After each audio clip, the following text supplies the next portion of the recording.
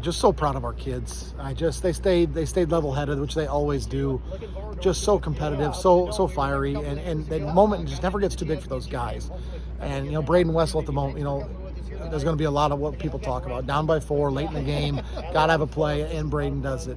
But at the same time, Manny Weisfinger's interception was huge. Carter Andreessen with a couple of big TFLs in the second half were huge. Just some of the things that we did all night long to keep us in position and just give our kids a lot of credit. Up and down the lineup, up and down the roster. We have kids that are just so hard to work, such hard workers, such great kids. I'm so happy for them. I've done the dome thing as a player. I've done it as a coach. It's not about us. It's about those guys. I'm just so happy for our guys that they get. This is their team now. People talk, you're at the dome 2 years ago, but that wasn't these guys. Gavin played, but that was about it. This crew's been working hard. This crew's been talented from the get-go. We knew we had the talent to get there. It was a matter of we were going to go out and execute, and we did just enough tonight to earn another week. What did you have to scheme up at halftime to get your running game on track a little better? We just talked a little bit more about where the gaps are. It's one of those things where 8-man football, your kids don't get to come off the field much. If we were a bigger school and we had more platooning going on, we might have a chance to make those adjustments, but our kids are always on the field, so it's hard to do much until halftime. Maybe I'm just a really bad coach and don't figure things out till later and get it communicated better. Maybe we need to invest in huddle sideline and change some things up or something, but overall, we did do a good job at halftime making adjustments, listening to our kids, but overall we knew kind of some things we wanted to do anyway, and we just were able to capitalize on a couple of those. We just weren't executing very well early, and I think our kids weren't quite sure. When I said the word physical 406 times this week in interviews and to them, until you go feel it and experiment. We hadn't played a team quite like this as far as so many kids that are 5'11", 195 that play with certain great pad level. People talk about you're bigger, you're 6'4", 250, whatever.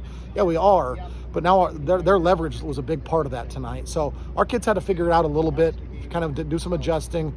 And give credit to our kids. They did what they needed to do. We came back, got the scores. I thought maybe, hey, we could put them away. They don't quit. They come back.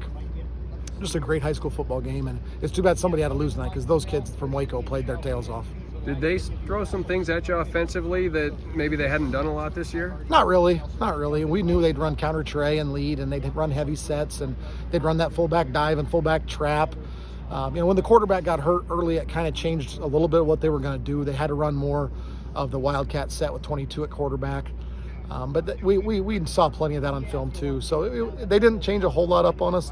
Defensively, they lined up kind of how we thought they would. But it's just hard to emulate that physicality and that effort. They did a really, really good job up front.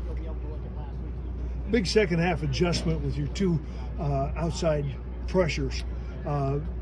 Bringing them on when they were short-sighted. Talk about that. Yeah, we just talked to Carter. He was playing a little bit more read and needed to play a little more squeeze. It's kind of the two terms we use. If you're turning and looking at him and reading him, you got to know that they can pull it. But if they're racing you away from you, they're not reading you at all. So you got to play more of that squeeze technique. So when they were leaving him unblocked and racing backside. So he's got to choose to try to cut it down from the backside or scrape over top. And there's a lot of traffic over top. But it's a little riskier to go from behind. It's part of 8-man football, man. There's just such tiny windows. If you hit it, you're in trouble.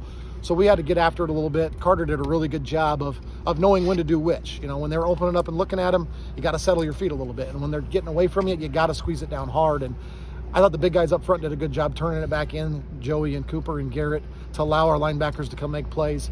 Gavin Larson took some whacks tonight. Gavin Smith played some more linebacker tonight. Braden Wessel stuck his nose in there quite a bit too. Those big guys don't get a ton of tackles because they're getting a lot of bodies thrown at them. So those back four had to do a lot tonight, and it was a 4-quarter just smash mouth football. There's going to be some sore bodies tonight. You had to punt it away with 5 minutes to go with no guarantee that you'd ever see the football again. It worked out. What were some of the key things that transpired for you to have a chance at the end?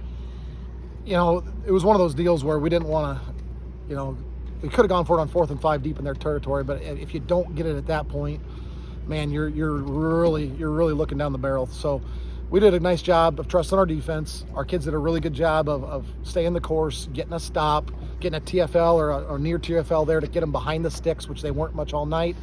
We forced the punt, and Braden gets the return. So that was a huge play in that game. Couldn't be happier for Braden Wessel. Such a selfless team-first kid. He won't, if he doesn't have a catch or a carry all night, he won't say a word. He was hurt early in the year. It's just one of those kids that, kind of plays that third role for us and kind of a two-headed monster. And same thing last year. Ethan and Joel had carries. Braden was kind of the next guy on the outside. This year he slides into the slot. Carter comes back out for us, so Carter takes a lot of those carries, and Braden couldn't be more happy to have Carter on the team and taking those carries, because he's about getting the win. And Braden is such a smart, high IQ kid, knows where to be at all times, puts himself in a great spot. Nobody deserves it more than that kid.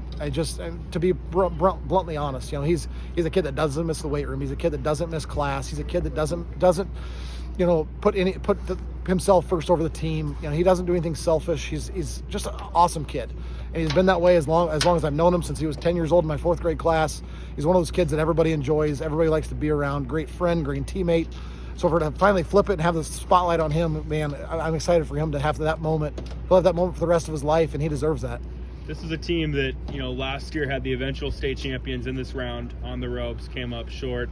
Does last year make this year maybe a little sweeter, knowing you guys had to go through some ups and downs tonight to get back? Yeah, there's no doubt that Remsen loss stung last year. It was something the kids thought about a lot in the offseason. It fueled a little bit, but more than anything, this year's team's about this year, and this Waco team was really, really good. You get to the round of 8, there's a lot of really good teams left, and we had a tough one tonight. And give those kids a lot of credit. I'm extremely proud to get another week with these guys. It looks like we'll probably play Cam next Wednesday. We're looking forward to the opportunity. You get a short trip next week. Yeah, just a short 3-hour trip. We'll probably go up Tuesday and enjoy the opportunity there, and go watch the 10 o'clock game before us, and be able to, it'll be a little bit different, but we've done that a little bit here 2 years ago. So we've kind of had some of those things. These kids have been through it once, so maybe it won't quite be all the shiny and the new, but at the same time, as Jeremy Christensen told me 2 years ago, he said, every opportunity you get there, enjoy and savor, because it might be your last. You never know.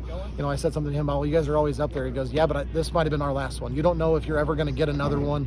So enjoy every moment. Each team is its own team. It's a new team. It's a new moment. Make those memories with these guys, and we're looking forward to getting them another week and getting to play indoors next week.